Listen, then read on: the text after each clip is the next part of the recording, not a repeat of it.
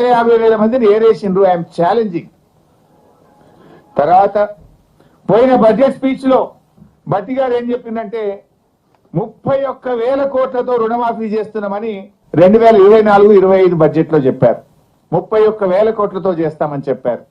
ఈ బడ్జెట్ లో చూస్తే మేము 20,000 కోట్లు ఇచ్చేస్తాము అని చెప్పేసారు. అంటే ఇప్పుడు మిగతా వాళ్ళ సంగతి ఏంది? ఫర్ ఎగ్జాంపుల్ నా ఒక్క నియోజకవర్గంలోనే రుణమాఫీ అయినోళ్ళు 20,000, సిద్దిపేట నియోజకవర్గంలో రుణమాఫీ కాని రైతులు 22,000, అయినోళ్ళు తక్కువ, రుణమాఫీ కానోళ్ళు ఎక్కువ. కానీ బడ్జెట్ ప్రసంగంలో ఏం చెప్పిండు? ఇక రుణమాఫీ అయిపోయింది అన్నట్టు చెప్తున్నారు. మరి మిగతా వాళ్ళకి ఇస్తారా? ఎప్పుడు ఇస్తారు? రేవంత్ రెడ్డి గారు 2 లక్షల మీద ఉన్న వాళ్ళు కట్టండి, ఉరకండి, బ్యాంకులో పోయి కట్టండి, మీరు ఎవరైతే 2 లక్షల మీద ఉన్నది కడతారో మీకు కూడా రుణమాఫీ చేస్తా అని రేవంత్ రెడ్డి చెప్పిండు. మరి ఆయన మాట ముఖ్యమంత్రిని నమ్మి కడితే ఇవాళ వరకు 2 లక్షల మీద ఉన్న వాళ్ళకైతే లేదు, 2 లక్షల లోపు ఉన్న వాళ్ళకైతే లేదు. ఇవాళ 2 లక్షల లోపు రుణమాఫీ అయిందని బట్టి గారి ప్రసంగంలో చెప్పారు. ఒక నా నియోజకవర్గంలో 2 లక్షల లోపు ఉన్న 10,150 మందికి ఇప్పటిదాకా రుణమాఫీ కాలేదు. 2 లక్షల లోపు 10,150 మంది ఉన్నారు. అంటే మరి నువ్వు 2 లక్షల లోపు అయిపోయింది అనేది పిచ్చి అబద్ధం కదా. 2 లక్షల లోపు రుణమాఫీ అయిందన్నావు కదా బట్టి, పోదామా మదిరకు? ఎప్పుడు పోదాని చెప్పు, పోయి అడుగుదాంపా రుణమాఫీ మొత్తం అయిందా, ఏ ఊరికి పోదావో నీ నియోజకవర్గంలో చెప్పు. లేదు నా నియోజకవర్గానికి వస్తా అంటే సాధారణంగా నేను ఆహ్వానిస్తా. రుణమాఫీ అయిపోయింది 2 లక్షల లోపు అని చెప్పినావు, కాలేదు. ఇది ప్రజల్ని, రైతుల్ని మోసం చేస్తున్నావు నువ్వు. అది కూడా లేదు. అంటే 2,500 మహాలక్ష్మి లేదు, 4,000 పెన్షన్ లేదు, రుణమాఫీకి కేటాయింపులు లేవు, తులం బంగారంకు కేటాయింపులు లేవు, నిరుద్యోగ భృతికి కేటాయింపులు లేవు. అంతా బోగస్. పోయినసారి బడ్జెట్ లో 2024-25లో ఆన్ గోయింగ్ ప్రాజెక్ట్స్ ఈ సంవత్సరంలో 6 పెండింగ్ ప్రాజెక్టులు పూర్తి చేసి నీళ్లు అందిస్తామని 24-25లో చెప్పిండ్రు. అండ్ ఈ సంవత్సరం 12 ప్రాజెక్టులు పూర్తి చేస్తాము అని చెప్పిండ్రు. నేను అడుగుతున్నా, ఒక్క ప్రాజెక్టు పూర్తయిందా? అయితే దాని పేరేందో చెప్పండి. బడ్జెట్ ప్రసంగం అంటే ఉన్న దగ్గరగా ఉండాలి కదా. 6 పూర్తి చేస్తాను, 6 కాకపోతే 4 అయినాయా, 3 అయినాయా, పోనీ ఒక్కటి అయిందా? ఒక్కటి కూడా పూర్తి కాదు. పోయిన బడ్జెట్ లో చెప్పిండ్రు 6 పూర్తి చేస్తాం, అండ్ ఈ సంవత్సరం 12 పూర్తి చేస్తాం అన్నారు. 6లో ఒకటి కాలేదు, ఈసారి 12 పూర్తి చేస్తామంటే ఎవరి చెవులో పువ్వులు పెడుతున్నారు? బడ్జెట్ అనేది టోటల్ గా అన్రియలిస్టిక్ గా ఉన్నది. ఇంకా జోక్ ఏంటంటే ప్యాథెటిక్ సిచ్యువేషన్. ఆ బడ్జెట్ ప్రసంగాన్ని తయారు చేసిన మంత్రివర్గం కావచ్చు, అధికారులు కావచ్చు, నాకు సిగ్గుచేటిది అసలు. మక్కి సేమ్ టు సేమ్. ఉదాహరణకు రీజనల్ రింగ్ రోడ్డు ఒకసారి page number 61. Regional ring road చూస్తే అందులో 61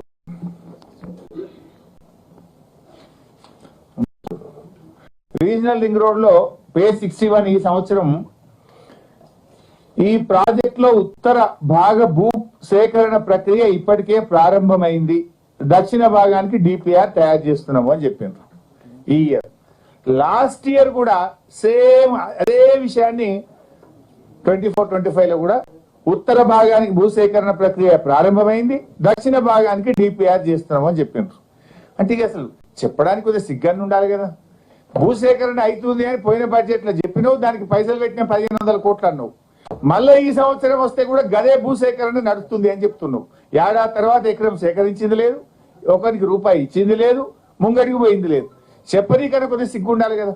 ఇందాక నేను చెప్పిన చూసిండ్రా కూలి ఏది, విద్యార్థుల బట్టలు కుడితే 50 నుంచి 75 పెంచడమని పోయిన బడ్జెట్ లో 35వ పేజీలు అదే చెప్పిండ్రు.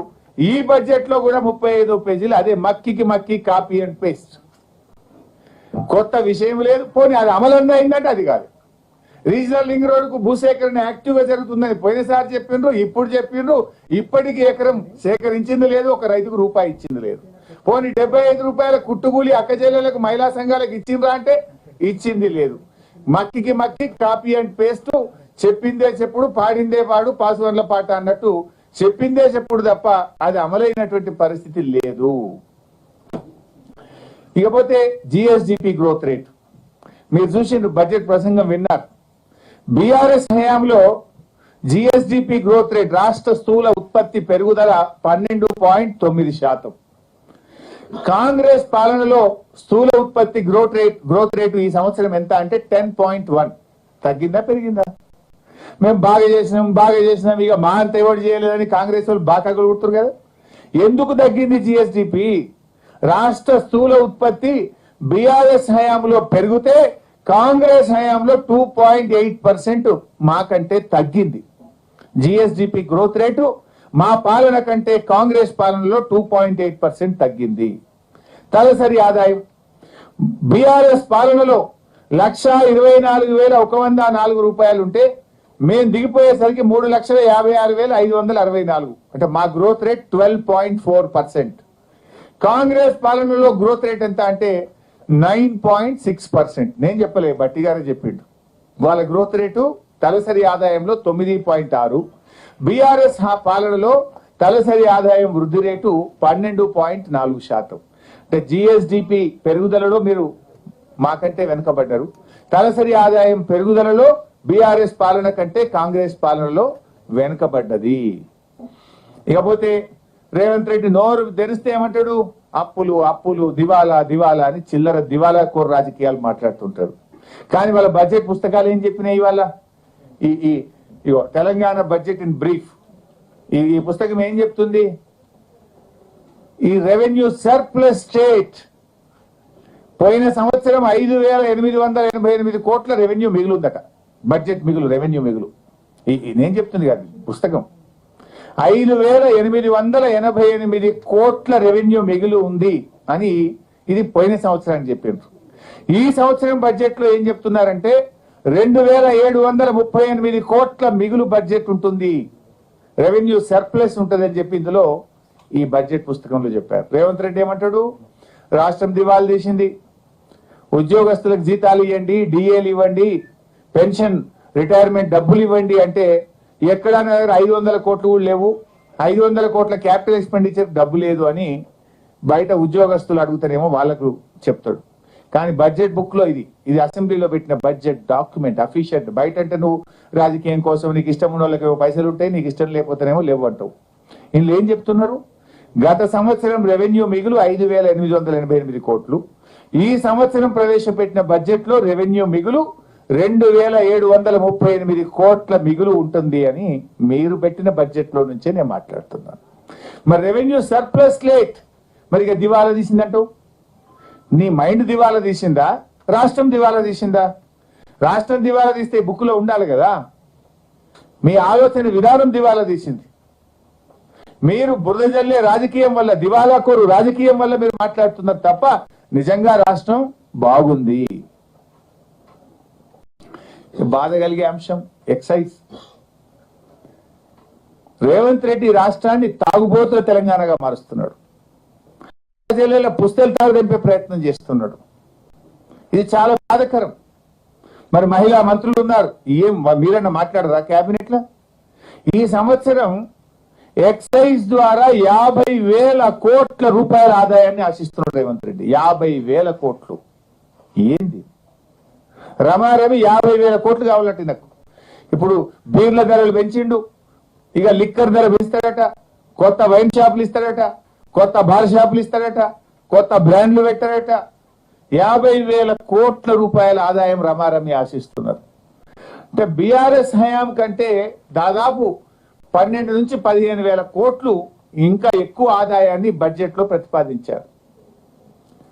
ఎక్సైజ్ బై వ్యాట్ రఫ్లీ 20,000 కోట్లు, ఎక్సైజ్ 27,000-28,000 కోట్లు పెట్టుకున్నారు. 28,000 రెండు కలిపితే 40-50 రమారమి 50,000 కోట్లు. 50,000 కోట్లు ఒక ఎక్సైజ్ ద్వారా రావాలంటే నువ్వు ఆ రోజు ఏం మాట్లాడినావు? మేము వస్తే ఆదాయం కోసం కాదు ప్రజల ఆరోగ్యం కోసం పనిచేస్తామని మాట్లాడినావు కదా. మరి ఈరోజు 50,000 కోట్లు ఎక్సైజ్ మీద ఆదాయం ఎట్లా తీసుకోవాలని బడ్జెట్ లో పెట్టినావు? పోయినసారి నేను అసెంబ్లీలో అడిగిన మీరు చూసుంటారు, 7,000 కోట్లు ఎక్కువ పెట్టినావు అంటే లేలే మేము ధరలు పెంచాము అన్నారు. ఏం జరిగింది? బీర్ల ధరలు పెంచిందా లేదా? ఇప్పుడు కొత్త బ్రాండ్లు, కొత్త బీర్లు, కొత్త బార్లు, ఇదే పనులు పెట్టినావు కదా నువ్వు. అన్ని పెంచుడే. దాదాపు ఈ బడ్జెట్ లో బీఆర్ఎస్ ప్రభుత్వ హయాము కంటే దాదాపు 14,000 కోట్లు ఎక్సైజ్ ద్వారా అదనపు ఆదాయాన్ని ప్రభుత్వం ఆశిస్తా ఉంది. అంటే ఈ రాష్ట్రాన్ని తాగుబోతుల తెలంగాణగా మారుస్తున్నారు. ఛార్జ్ మెమోలు ఇస్తున్నారు అధికారులకు. అరే నువ్వు తక్కువ అమ్మినావు మాల్, ఈ సంవత్సరం పోయేసారి కంటే నీ మాల్ అమ్మలేదు, తగ్గింది, నువ్వు ఎందుకు పెంచలే అని మెమోలు ఇస్తున్నారు. ఎక్స్ప్లెనేషన్ కాల్ఫర్ చేస్తున్నారు అధికారులకు. తాగుడు తగ్గించమంటారా, తాగుడు పెంచమంటారా, ఇంకేం చేయమంటారు? చిన్నపిల్లలకు కూడా దాయిపోయమంటారా, మహిళలకు కూడా దాయిపోయమంటారా? ఏం చేస్తావు? ఎట్లా పెరుగుతుంది 14,000 కోట్ల ఆదాయం? నేను అడుగుతా ఉన్నా. ఈసారి బడ్జెట్ లో చాలా ఎక్కువగా ఎక్సైజ్ మీద ప్రతిపాదించడం జరిగింది. నాన్ ట్యాక్స్ రెవెన్యూ, భూముల అమ్మకం. అప్పుడేమో పెద్ద పెద్ద మాటలు మాట్లాడి, తాతలు ఇచ్చిన ఆస్తి, తండ్రులు ఇచ్చిన ఆస్తి రేపు బొందబెట్ట నీకు కావాలి, భూములు ఎట్లా అమ్ముతారు అన్నారు. పోయినసారి 2023-24లో 23,000 కోట్లుంటే మా ప్రభుత్వంలో, ఈసారి నాన్ ట్యాక్స్ రెవెన్యూ 31,618 కోట్లు పెట్టారు. అంటే ఇంకిన్ని భూములు అమ్ముతావు అన్నట్టు. ఇప్పుడు ఆ గచ్చిబల్లిలో 400 ఎకరాల అమ్మకానికి పెట్టిండు, ఇంకిన్ని పెట్టవు. 31,618 కోట్లను ఈ రోజు నాన్ ట్యాక్స్ రెవెన్యూలో భాగంగా, భూముల అమ్మకంలో భాగంగా ప్రతిపాదించారు. అంటే మద్యం అమ్మకాలు పెంచుతావు, భూముల అమ్మకాన్ని పెంచుతావు, ఏం చేయదలుచుకున్నావు ఈ రాష్ట్రాన్ని నేను అడుగుతా ఉన్నా. అప్పులు మాత్రం పెరిగినాయి. ఇది నేను చెప్తున్నది కాదు, ఇందులోనే చెప్పినారు. ఎఫ్ఆర్బిఎం అప్పులు హయాంలో 27.6% ఉంటే ఈ రోజు ప్రవేశపెట్టిన బడ్జెట్ ఆధారంగా 28.1% రాష్ట్రం యొక్క అప్పులు పెరుగుతున్నాయి. నువ్వు మమ్మల్ని బట్టగాల్చి మీద వేసినావు, కానీ నీ హయాంలో ఈ రోజు అప్పులు పెరుగుతా ఉన్నాయి.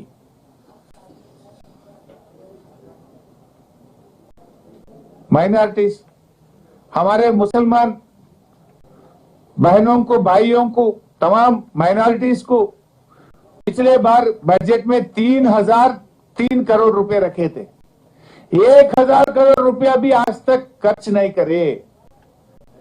बात करोड़ों में, काम पकौड़ों में है. पैसे रिलीज नहीं हो रहा. बोला 3,003 करोड़ बोल के, लेकिन 1,000 करोड़ रुपया भी ये साल रिलीज नहीं करा. फिर ये साल बोल रहा कि 3,500 करोड़ रुपया रखेंगे. एक स्कीम नहीं है, 1 रुपया नहीं दिया. सिर्फ जो केसीआर साहब ने जो शादी मुबारक रखे थे, जो टिमरी स्कूल रखे थे, उतना ही है. और कुछ नया स्कीम नहीं है, और कुछ एक नया पैसा भी नहीं दिए. माइनॉरिटीज को एक मिनिस्टर भी नहीं है. माइनॉरिटीज को कम से कम एमएलसी भी नहीं दिए. माइनॉरिटीज को बजट भी नहीं दे रहे. ऊपर से ये बजट बुक में क्या बोले, जो टिमरी स्कूल है उसको इंटीग्रेटेड स्कूल में मिला देंगे. बोले तो माइनॉरिटी रेजिडेंशियल स्कूल बंद हो जाएगा. माइनॉरिटी रेजिडेंशियल स्कूल्स को ये लोग क्लोज करने का चक्कर में है. जो केसीआर साहब ने बच्चे इंग्लिश मीडियम में पढ़ना बोल के 203 स्कूल खोले, वो स्कूल को खत्म करने का चक्कर में ये कांग्रेस सरकार.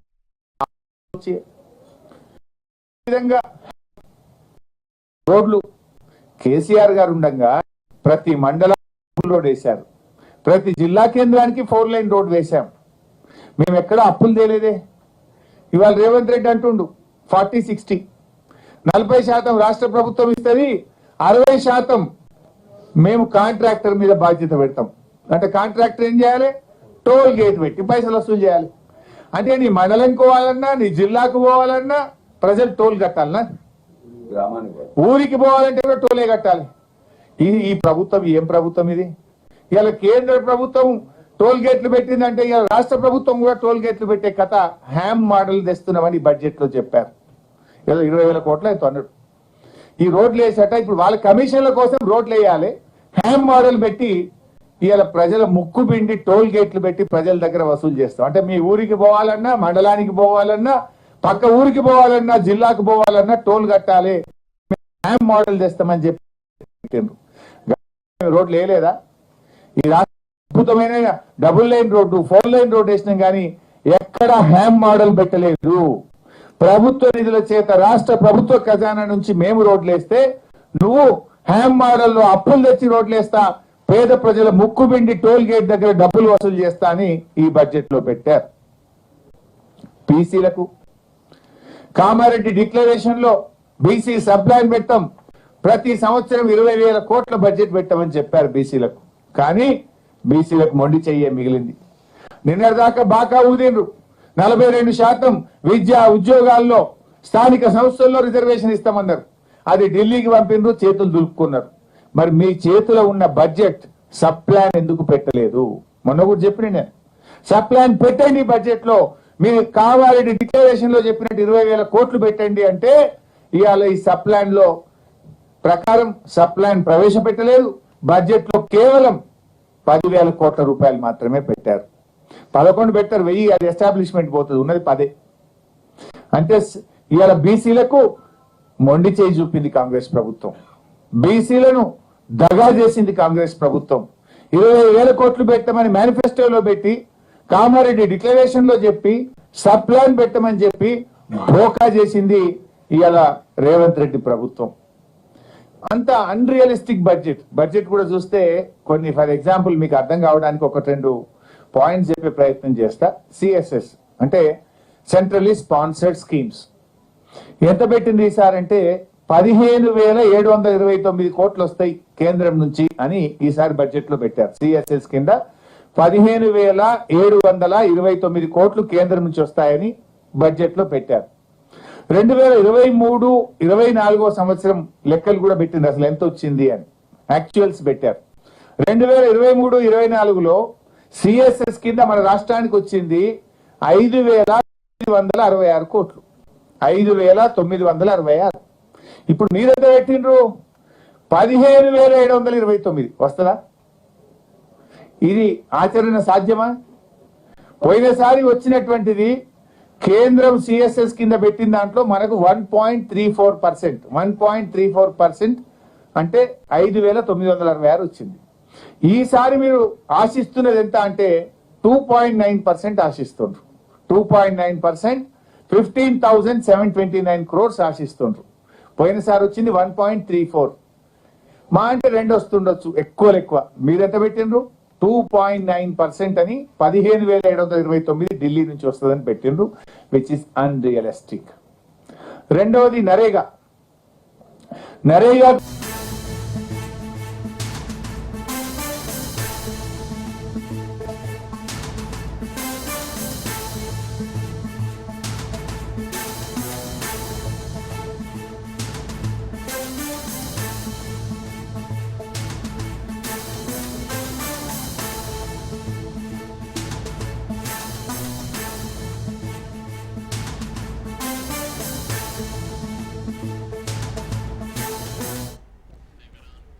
బ్రేకింగ్ న్యూస్ చూస్తున్నాం. హైకోర్టులో సీఎం రేవంత్ రెడ్డికి ఊరట దక్కింది. నార్సింగ్ పిఎస్ లో నమోదైన కేసును న్యాయస్థానం కొట్టివేసింది. ఇక 2020లో నార్సింగ్ పిఎస్ లో రేవంత్ పై కేసు నమోదైంది. అయితే ఇటు జన్వాడలో డ్రోన్ ఎగరవేశారంటూ రేవంత్ మరికొంతమందిపై కేసు ఫైల్ అయింది. ఇటు 2020 మార్చిలో రేవంత్ రెడ్డిని అరెస్ట్ చేసి రిమాండ్ కు తరలించారు. దీంతో 2020 మార్చిలో రేవంత్ రెడ్డి క్వాష్ పిటిషన్ దాఖలు చేశారు. ఇటు జన్వాడ నిషిద్ధ ప్రాంతమేమి కాదని రేవంత్ తరపు న్యాయవాది తెలిపారు. అయితే రేవంత్ రెడ్డిపై తప్పుడు సెక్షన్లు నమోదు చేశారన్న న్యాయవాది చెప్పారు. డ్రోన్ ఎగురవేసిన ప్రాంత నిషిద్ధ జాబితాలో లేదని కూడా పీపీ చెప్పుకొచ్చారు. ఎఫ్ఐఆర్ ను కొట్టివేస్తూ హైకోర్టు ఉత్తర్వులు వెలువరించారు.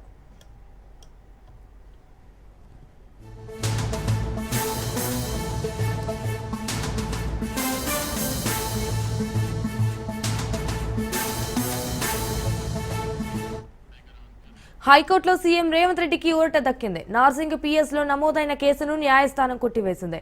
ఇక 2020లో నార్సింగ్ పిఎస్ లో రేవంత్ పై కేసు నమోదైంది. ఇటు జన్వాడలో డ్రోన్ ఎగరవేశారంటూ రేవంత్ మరికొంతమందిపై కేసు ఫైల్ అయింది. 2020 మార్చిలో రేవంత్ రెడ్డిని అరెస్టు చేసి రిమాండ్ కు తరలించారు. దీంతో 2020 మార్చిలో రేవంత్ రెడ్డి క్వాష్ పిటిషన్ దాఖలు చేశారు. అయితే జన్వాడ నిషిద్ధ ప్రాంతం ఏమి కాదని రేవంత్ తరపు న్యాయవాది తెలిపారు. అయితే రేవంత్ రెడ్డిపై తప్పుడు సెక్షన్లు నమోదు చేశారన్నారు న్యాయవాది చెప్పారు. డ్రోన్ ఎగురవేసిన ప్రాంతం నిషిద్ధ జాబితాలో లేదని కూడా పీపీ చెప్పుకొచ్చారు. ఎఫ్ఐఆర్ ను కొట్టివేస్తూ హైకోర్టు ఉత్తర్వులు వెలువరించారు.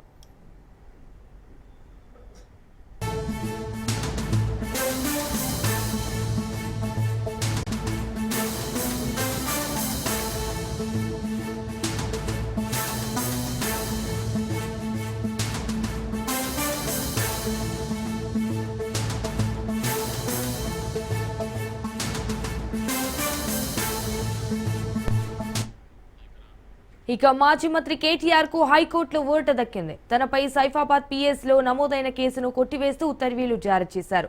ఇటు రేవంత్ రెడ్డిని కించపరిచే విధంగా మాట్లాడారని కేటీఆర్ పై కేసు నమోదు చేశారు. అయితే రాజ్యసభ సభ్యుడు అనిల్ కుమార్ ఇచ్చిన ఫిర్యాదు మేరకు సైఫాబాద్ లో కేసు ఫైల్ అయింది. కేసును కొట్టివేయాలని క్వాష్ పిటిషన్ దాఖలు చేశారు కేటీఆర్. విచారణ చేపట్టిన న్యాయస్థానం ఇరుపక్షాల వాదనలను విన్నది. బాధ్యత గల హోదాలో ఉన్న కేటీఆర్ ఇష్టారీతిన మాట్లాడారన్న పీపీ వాదించారు. సీఎంను కించపరిచే విధంగా మాట్లాడారన్నారు. అటు కేటీఆర్ తరపు న్యాయవాది రాజకీయ కక్షలలో కేసు నమోదు చేశారన్నారు. ఇరువురి వాదనలు విన్న న్యాయస్థానం కేటీఆర్ పై నమోదైన కేసును కొట్టివేస్తూ ఉత్తర్వులు వెలువరించింది.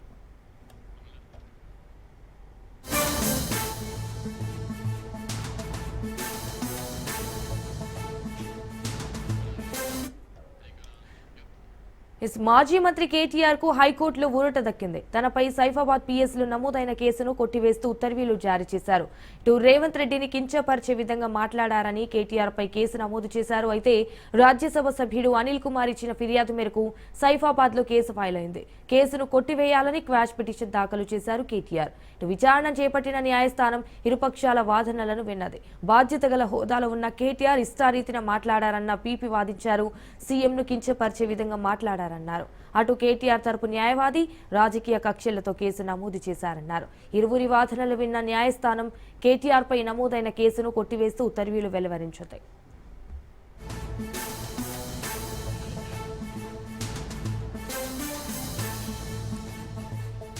అయితే ఎస్సీలకు జరిగిన అన్యాయాన్ని సరిదిద్దే ప్రయత్నం చేస్తున్నానన్నారు సీఎం రేవంత్ రెడ్డి. ఎస్సీ వర్గీకరణపై సుప్రీంకోర్టులో ప్రభుత్వం తరపున బలంగా వాదనలు వినిపించామని చెప్పారు. ఏళ్లుగా వాయిదా పడుతున్న కేసులో బలమైన వాదనలతో అత్యున్నత న్యాయస్థానాన్ని మెప్పించామన్నారు. బీజేపీ ప్రభుత్వాలు ఉన్న చోట కూడా ఎస్సీ వర్గీకరణ అమలు చేయలేదన్నారు రేవంత్. అయితే బిల్లును ఎవరు వ్యతిరేకించే సాహసం లేదన్నారు రేవంత్.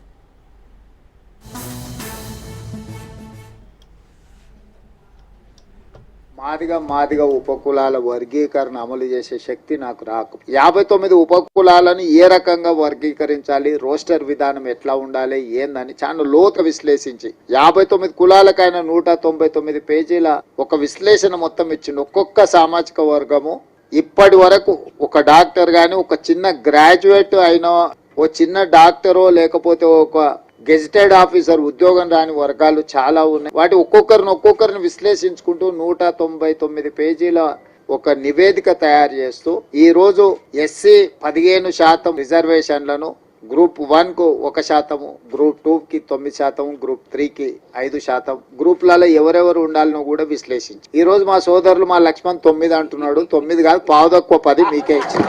అతి తక్కువ జనాభా ఉన్న వాళ్ళు ఎన్నడూ ఏ అభివృద్ధి ఫలాలు ఆశించని వాళ్ళని గ్రూప్ 1 లో పెట్టాం. తర్వాత మోడరేట్ గా కొంచెం పర్వాలేదు అనుకున్న వాళ్ళని గ్రూప్ 2 లో పెట్టుకున్నాం.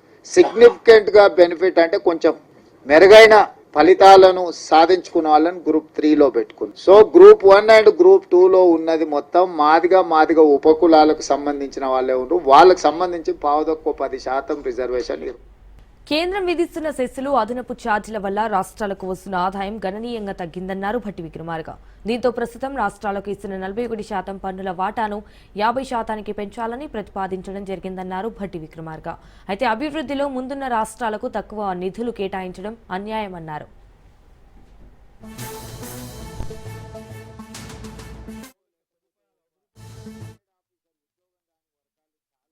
రాష్ట్ర ప్రభుత్వం 16వ ఆర్థిక సంఘానికి సమగ్ర నివేదికను సమర్పించింది. ఇందులో కేంద్ర పన్నుల పంపిణీల్లో రాష్ట్రాలకు న్యాయమైన వాటా కల్పించాలని, అలాగే రుణ స్థిరత్వం, మౌలిక సదుపాయాల అభివృద్ధి మరియు సామాజిక సంక్షేమ కార్యక్రమాలకు మరింత ఆర్థిక సహాయం అందించాలని విజ్ఞప్తి చేసింది. కేంద్ర ప్రభుత్వం విధిస్తున్న సెస్సులు, అదనపు ఛార్జీల వల్ల రాష్ట్రాలకు వస్తున్న ఆదాయం గణనీయంగా తగ్గుతుంది అన్న విషయాన్ని కమిషన్ కు వివరించాం. ప్రస్తుతం రాష్ట్రాలకు ఇస్తున్న 41% పన్నుల వాటాను 50% పెంచాలని, తెలంగాణతో సహా దక్షిణాది రాష్ట్రాలకు పన్నుల పంపిణీలో తగ్గుతున్న వాటాపై ప్రభుత్వం ఆందోళన వ్యక్తం చేసింది. తెలంగాణ 14వ ఆర్థిక సంఘం ద్వారా 2.437% నిధులు పంపిణీ జరిగితే 15వ ఆర్థిక సంఘం కాలంలో ఇది కేవలం 2.102% తగ్గింది. అభివృద్ధిలో ముందున్న రాష్ట్రాలకు తక్కువ నిధులు కేటాయించడం అన్యాయమని, దేశ ఆర్థిక వృద్ధికి దోహదపడుతున్న రాష్ట్రాలను ప్రోత్సహించే విధంగా పన్నుల పంపిణీ విధానాన్ని మరింత హేతుబద్ధంగా మార్చాలని తెలంగాణ ప్రభుత్వం వాదిస్తుంది. తెలంగాణ ప్రభుత్వం సమాంతర పన్నుల పంపిణీ సూత్రంలో సంస్కరణలు తీసుకురావాలని సూచించింది. ప్రస్తుతం ఉపయోగిస్తున్న తలసరి ఆదాయ దూరం అనే ప్రాతిపదిక ప్రాధాన్యతను తగ్గించి జీఎస్టీపీకి 50% వెయిటేజీని ఇవ్వాలని కోరింది. దేశ ఆర్థిక వృద్ధికి గణనీయంగా సహకరిస్తున్న రాష్ట్రాలకు మరింత హేతుబద్ధంగా వనరులు అందించడం ద్వారా దేశ అభివృద్ధిని ప్రోత్సహించాలని ఉద్దేశంతో ఈ సూచన ప్రతిపాదించడమైంది. మన న్యాయమైన వాటాను సాధించడంతో పాటు ఆర్థిక వనరు ఇక తెలంగాణ ఆర్థిక వ్యవస్థ స్థిరమైన వృద్ధిని సాధిస్తోందన్నారు భట్టి విక్రమార్క. గత సంవత్సరంతో పోలిస్తే వృద్ధి రేటు 10.1% నమోదైనట్లు చెప్పారు. దేశ తలసరి ఆదాయంతో పోల్చితే తెలంగాణ వలసరి ఆదాయం ఇటు 1.8 రెట్లు ఎక్కువగా ఉందన్నారు భట్టి విక్రమార్క. 2024-25 ఆర్థిక సంవత్సరంలో తెలంగాణ స్థూల రాష్ట్ర ఉత్పత్తి ప్రస్తుత ధరల ప్రకారం 16,12,579 కోట్ల రూపాయలు. గత సంవత్సరంతో పోలిస్తే వృద్ధి రేటు 10.1% నమోదైంది. ఇదే సమయంలో దేశ జీడిపి 3,31,03,215 కోట్ల రూపాయలు కాగా వృద్ధి రేటు 9.9% ఉంది. 2024-25 ఆర్థిక సంవత్సరంలో ప్రస్తుత ధరల ప్రకారం రాష్ట్ర తలసరి ఆదాయం 3,79,751 రూపాయలు కాగా వృద్ధి రేటు 9.6%. దేశ తలసరి ఆదాయం 2,05,579 రూపాయలు కాగా వృద్ధి రేటు 8.8%. గత బీఆర్ఎస్ ప్రభుత్వం పేదలను పట్టించుకోలేదన్నారు భట్టి విక్రమార్క. కనీసం కొత్త కుటుంబ సభ్యుల పేర్లను కూడా రేషన్ కార్డులో జత చేయలేదని మండిపడ్డారు. అయితే ప్రజల ఆకాంక్షలను గుర్తించిన తాము అర్హులైన వారందరికీ రేషన్ కార్డులు ఇవ్వాలని, అలాగే సన్న బియ్యం కూడా ఇవ్వాలని నిర్ణయించినట్లు చెప్పారు భట్టి విక్రమార్క. చూసినా గత ప్రభుత్వం వారిని పట్టించుకోలేదు. కనీసం కొత్త కుటుంబ సభ్యుల పేర్లను కూడా రేషన్ కార్డులో జత చేయలేదు. ప్రజల ఆకాంక్షలను గుర్తించిన మేము అర్హులైన వారందరికీ రేషన్ కార్డులు ఇవ్వాలని, వారికి సన్నబియ్యం కూడా ఇవ్వాలని, నూతన రేషన్ కార్డులు జారీ మరియు అదనపు కుటుంబ సభ్యుల పేర్లను నమోదు చేసే ప్రక్రియ ఈ సంవత్సరం జనవరి 26 నుండి ప్రారంభించాం. పౌర సరఫరా శాఖకి ఈ బడ్జెట్లో 5,734 కోట్ల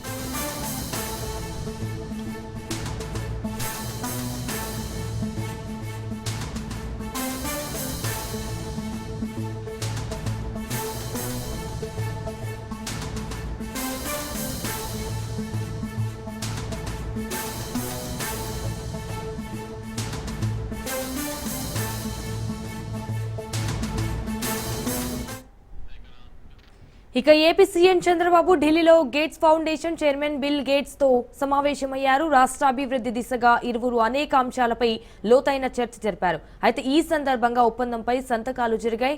అయితే ఆంధ్రప్రదేశ్ ప్రభుత్వం గేట్స్ ఫౌండేషన్ మధ్య అవగాహన ఒప్పందం కుదిరింది. ఇటు ఏపీ గవర్నమెంట్ గేట్స్ ఫౌండేషన్ మధ్య వ్యూహాత్మక సహకారానికి రూపకల్పన చేస్తుంది. దీనిలో ఆంధ్రప్రదేశ్ ప్రభుత్వం గుర్తించిన భాగస్వాములకు రాష్ట్ర ప్రభుత్వ కార్యక్రమాలలో వివిధ ప్రయోజనాల కోసం గేట్స్ ఫౌండేషన్ మద్దతిస్తుంది.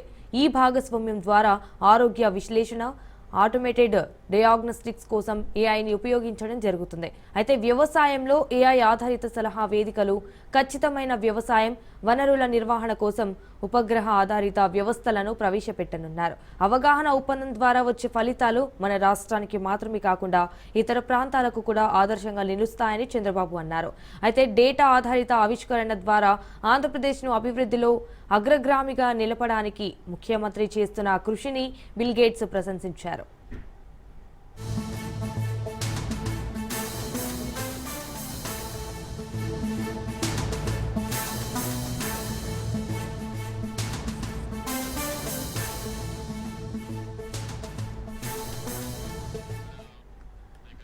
హిస్ ఏపీ సీఎం చంద్రబాబు ఢిల్లీలో gates foundation chairman bill gates తో సమావేశమయ్యారు. రాష్ట్రాభివృద్ధి దిశగా ఇరువురు అనేక అంశాలపై లోతైన చర్చ జరిపారు. ఈ సందర్భంగా ఒప్పందంపై సంతకాలు జరిగాయి.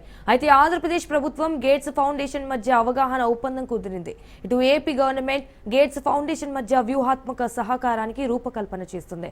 ఇటు దీనిలో ఆంధ్రప్రదేశ్ ప్రభుత్వం గుర్తించిన భాగస్వాములకు రాష్ట్ర ప్రభుత్వ కార్యక్రమాలలో కూడా వివిధ ప్రయోజనాల కోసం గేట్స్ ఫౌండేషన్ మద్దతిస్తుంది. ఈ భాగస్వామ్యం ద్వారా ఆరోగ్య విశ్లేషణ, ఆటోమేటెడ్ డయాగ్నోస్టిక్స్ కోసం ఏఐని ఉపయోగించడం జరుగుతుంది. వ్యవసాయంలో ఏఐ ఆధారిత సలహా వేదికలు, ఖచ్చితమైన వ్యవసాయం వనరుల నిర్వహణ కోసం ఉపగ్రహ ఆధారిత వ్యవస్థలను ప్రవేశపెట్టనున్నారు. అవగాహన ఒప్పందం ద్వారా వచ్చే ఫలితాలు మన రాష్ట్రానికి మాత్రమే కాకుండా ఇతర ప్రాంతాలకు కూడా ఆదర్శంగా నిలుస్తాయని కూడా చంద్రబాబు అన్నారు. ఇటు డేటా ఆధారిత ఆవిష్కరణ ద్వారా ఆంధ్రప్రదేశ్ను అభివృద్ధిలో అగ్రగామిగా నిలపడానికి ముఖ్యమంత్రి చేస్తున్న కృషిని బిల్ గేట్స్ ప్రశంసించారు. తెలంగాణ బడ్జెట్ పై కాంగ్రెస్ నేతలు హర్షం వ్యక్తం చేశారు. బడ్జెట్ లో విద్య, వైద్యంతో పాటు ఆరోగ్యం, రోడ్లు, ప్రాజెక్టులు లాంటి అన్ని వర్గాలకు సమతుల్యం ఉన్నాయన్నారు. గత 10 ఏళ్లు ధనిక రాష్ట్రాన్ని బీఆర్ఎస్ అప్పుల కుప్పగా మార్చిందని ఆది శ్రీనివాస్ మండిపడ్డారు.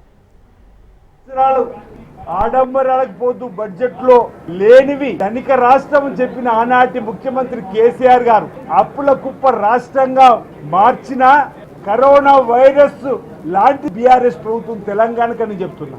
10 ఏళ్ళు మీరు అధికారం చెలాయించి 7 లక్షల కోట్ల అప్పులు తీసుకుపోయి కరోనా వ్యాధి కంటే ప్రమాదమైన పార్టీ బీఆర్ఎస్ పార్టీ రోజు తెలంగాణను మహమ్మారిలా పట్టి తెలంగాణ వెనుక బాటు గురైనటువంటి ఈరోజు వాళ్ళు కాళేశ్వరం కట్టితే కూలిపోయింది. ఈరోజు వైపు టెలిఫోన్ ట్యాపింగ్ లో 1 కాదు 2 కాదు ఈ కార్ రేసింగ్ లో అడ్డంగా దొరికిపోయినటువంటి వాళ్ళు, అటు బర్లు, ఇటు గొర్రెలు, ఇటు చేపలలో అవినీతి అక్రమాలు చేసినటువంటి వాళ్ళు, కరెంటు కొనుగోళ్లలో అవినీతి అక్రమాలు చేసినటువంటి వాళ్ళు, తెలంగాణ సొమ్ముతో బంగ్లాలు కట్టుకున్నటువంటి వీళ్ళు ఈ రోజు ఈ బడ్జెట్ ను విమర్శించేటువంటి పరిస్థితి. రైతు రుణమాఫీ రోజు కండ్లకు కట్టినట్టు 25,000 కుటుంబాలకు ఇంచుమించు 21,000 కోట్లు రుణ విముక్తం చేసి తిరిగి కొత్తగా రుణాలు పొందేట్టు ఏర్పాటు చేసిన తెలంగాణ ఆకాంక్షలకు అనుగుణంగా బడ్జెట్ ఉందన్నారు బీర్లా ఐలయ్య. కరోనా కంటే ప్రమాదకరమైన పార్టీ బీఆర్ఎస్ అన్నారు. అయితే సీఎం రేవంత్ అభివృద్ధి చేస్తుంటే ఓర్వలేకనే విమర్శలు చేస్తున్నారని మండిపడ్డారు. బీఆర్ఎస్ పార్టీ జీర్ణించుకోలేక ఈ బడ్జెట్ మొత్తం మీద పేదలకు, రైతులకు, మహిళలకు, దళితులకు, బడుగు బైనార్ వర్గాలకు, మైనార్టీలకు సంతృప్తి ఇచ్చే బడ్జెట్ మరి వీళ్లకు మాత్రం సంతృప్తినిస్తలేదు.